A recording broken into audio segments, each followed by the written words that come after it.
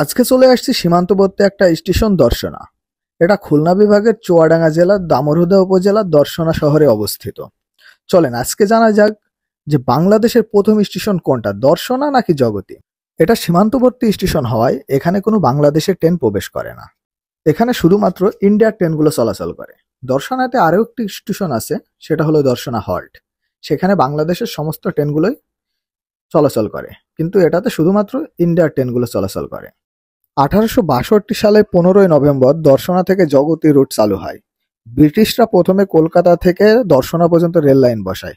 এরপর দর্শনা থেকে কুষ্টিয়া জগতী স্টেশন পর্যন্ত রেল চলাচল শুরু করে। তো সেই দিন প্রথম ট্রেন দর্শনা হয়ে জগতী পৌঁছায়। কিন্তু দর্শনাতে ট্রেন থামে না এবং প্রথম চলাচল, যাত্রী সবকিছু উঠানোর দিক থেকে চালু হয় জগতী স্টেশন। এই জন্য বাংলাদেশের প্রথম রেলওয়ে স্টেশন ধরা হয় জগতী। কিন্তু তৈরির দিক থেকে, প্রথম ট্রেন আসার দিক থেকে, রেল লাইন তৈরির দিক থেকে, সব দিক থেকে প্রথম স্টেশন কিন্তু দর্শনা। কিন্তু চলাচল চালুর দিক থেকে প্রথম স্টেশন জগতী। আশা করি বিষয়টা আপনাদেরকে বোঝাতে পেরেছি। তাই ইতিহাসবিদরা বলেন দর্শনা ছিল প্রথম প্রবেশপথ টার্মিনাল, যেখান থেকে বাংলাদেশ ভূখণ্ডে ট্রেন প্রবেশ করে।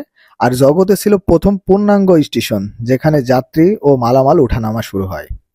তো এই এক কথায় আমরা বুঝতে পারলাম যে প্রথম প্রবেশপথ দর্শনা আর প্রথম স্টেশন জগতী।